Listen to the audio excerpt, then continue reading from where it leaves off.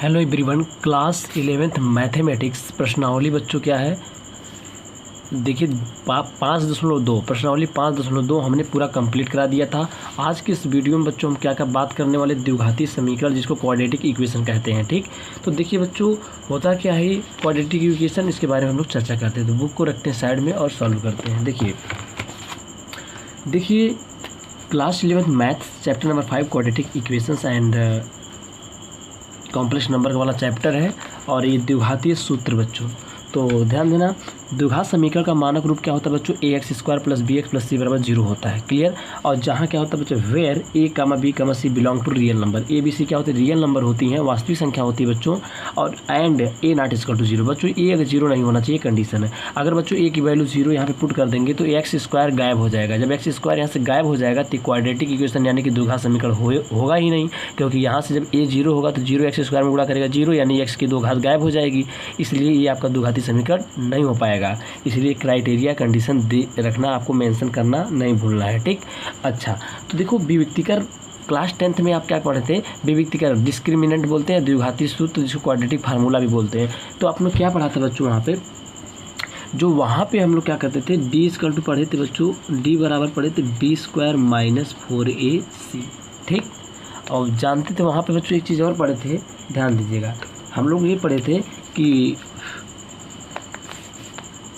x बच्चों क्या पढ़े थे, x वहाँ पे पढ़े थे -b, क्या पढ़े थे -b ± रूट अंडर पढ़े थे बच्चों b² - 4ac अपॉन क्या 2a पढ़ रहे थे कि नहीं। ये फार्मूला पढ़े थे द्विघाती सूत्र का क्लास 10th में। ठीक, और एक डिस्क्रिमिनेंट होता है।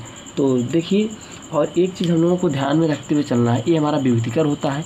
ये बच्चों क्या है, नेचर ऑफ रूट्स, मूलों की प्रकृति बताने के लिए हम लोग यूज़ करते थे। हमने क्या पढ़ा था बच्चों वहाँ पे, अगर b² - 4ac > 0 आता है तब जो द्विघाती समीकरण यानी क्वाड्रेटिक जो द्विघात समीकरण होगा उसके दो भिन्न वास्तविक मूल होते हैं। दो भिन्न वास्तविक मूल होते हैं। कब बच्चों होते हैं, जब b² - 4ac का मान 0 होता है। दो वास्तविक और भिन्न भिन्न मूल मिलते हैं अलग अलग। ठीक, और बच्चों हम लोग दूसरा किस क्या पढ़े थे, व्हेन b² - 4ac दिस = 0 बच्चों आ जाता है, तब हम लोगों को दो बराबर तथा वास्तविक मूल प्राप्त होते हैं। दो बराबर तथा वास्तविक मूल प्राप्त, बहुत इंपॉर्टेंट चीज़ है बच्चों। नेचर ऑफ जीरोज़ या नेचर ऑफ रूट्स, मूलों की प्रकृति बताने के लिए ये फार्मूला बच्चों हम लोग, ये केस हमें याद होना जरूरी है। दो बराबर तथा वास्तविक मूल प्राप्त होते हैं। और केस नंबर बच्चों क्या था, केस नंबर 3 था बच्चों, केस नंबर 3 वो क्या था हम उसको भी बताते हैं। व्हेन b² - 4ac < 0, <0 का मतलब बच्चों हो गया कि b² - 4ac की वैल्यू कैसी है, ऋणात्मक, तब क्या होता था, कोई मूल संभव नहीं है, या ऐसे लिखते कोई मूल संभव नहीं। इस तरीके से मतलब वास्तविक मूल संभव नहीं बच्चों, कोई मूल संभव नहीं का मतलब वास्तविक मूल, ये चीज़ समझिए, वास्तविक मूल। ठीक, इस दशा में हमें क्या मिलते थे बच्चों, काल्पनिक हल मिलते हैं, काल्पनिक मूल मिलते हैं। ठीक, बात समझिए। तो चलिए ये चीज़ मैं आपको बताया था, क्लास 10th की बात है। ठीक, तो b² - 4ac बताता है कि मूलों की प्रकृति कैसी होगी। और देखिए जब हमें formula x = -b ± root under b² - 4ac upon 2a लगाते थे बच्चों, तो ये लगाते थे क्या, वास्तविक संख्याओं के लिए यानी वास्तविक मूल के लिए लगाते थे। लेकिन अब हम लोग क्या बात करने वाले हैं कि इसी फार्मूले से हम लोग कॉम्प्लेक्स नंबर वाले चैप्टर में क्या करेंगे, मूलों को ज्ञात करेंगे। तो चलिए लेते हैं हम लोग क्या, एक एग्जांपल लेते हैं बच्चों। एग्जांपल नंबर, हाँ एक चीज़ और याद रखिएगा बच्चों कि n घात, अगर n लिख देते, नोट पॉइंट आपको एक चीज़ नोट कर दे रहा हूँ यहाँ पे, नोट पॉइंट में क्या है बच्चों, n घात वाले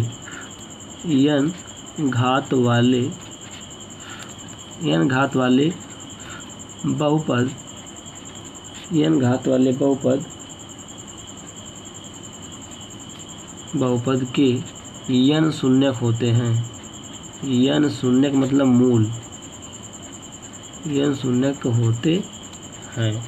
ठीक बच्चों, इसका मतलब कि अगर दो घातीय समीकरण तो उसके दो शून्यक, यानी शून्यक को बच्चों ना अब पहले किताबों में मूल लिखता था। ठीक, तो n घात वाले अगर होंगे तो n मूल होंगे, दो घात वाले होंगे तो दो मूल होंगे, तीन घात वाले तो तीन मूल। वही कह रहा है n घात वाले बहुपद के n शून्यक होते हैं।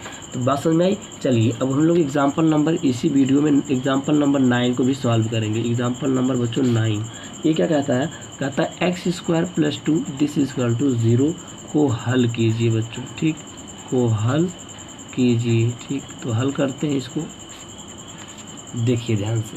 तो बच्चों क्या होता है, दिया हमें x² + 2 = 0, तो इसलिए x² + 2 दिस इक्वल टू अगर 0 है तो x² बराबर क्या हो जाएगा बच्चों? -2।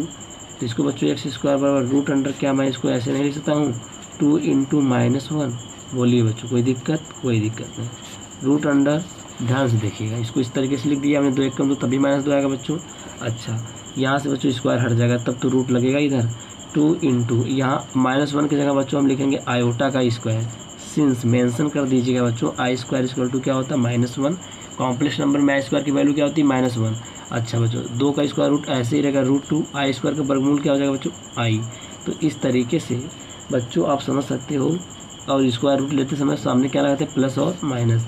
इसका मतलब क्या हुआ बच्चों कि x की दो वैल्यू आई, एक आई +√2 बाहर आई और एक आई x = -√2i।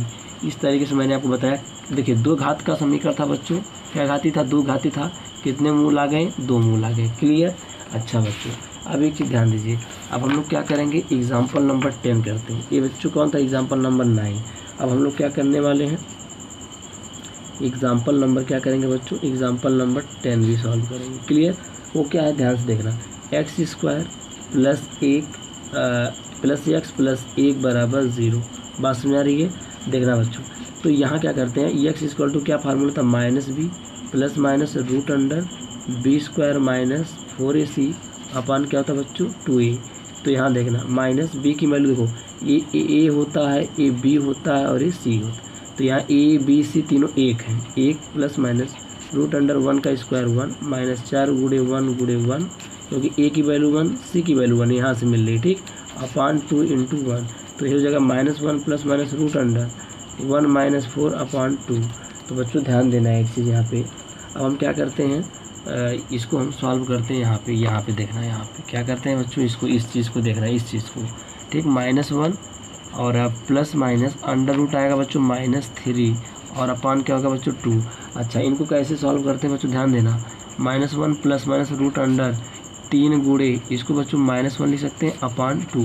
तो ये हो जाएगा बच्चों -1 + √3 और बच्चों ना -1 की जगह लिख सकते हैं i का स्क्वायर, क्योंकि बच्चों जानते हैं ना i² की वैल्यू क्या होती है? -1 अपॉन क्या हो जाएगा? 2। अब ध्यान देना बच्चों, ये हो जाएगा आपका -1 + √3 और i² का वर्गमूल क्या हो जाएगा बच्चों? i और बट्टे 2।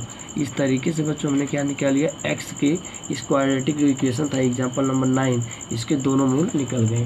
तो दोनों मूल में बच्चों क्या आप समझ सकते हैं, एक बार प्लस लेंगे, एक बार माइनस, तो ये दोनों मूल क्या हो जाएंगे? आंसर हो जाएगा। ठीक, तो इस तरीके से मैंने बच्चों क्या किया, देखिए आपको पूरा डिटेल में इसका जो द्विघाती सूत्र था उसके लिए मैं विभक्तिकर फार्मूला, द्विघाती सूत्र और यहाँ पे मैंने आपको दोनों एग्जाम्पल भी करा दिया।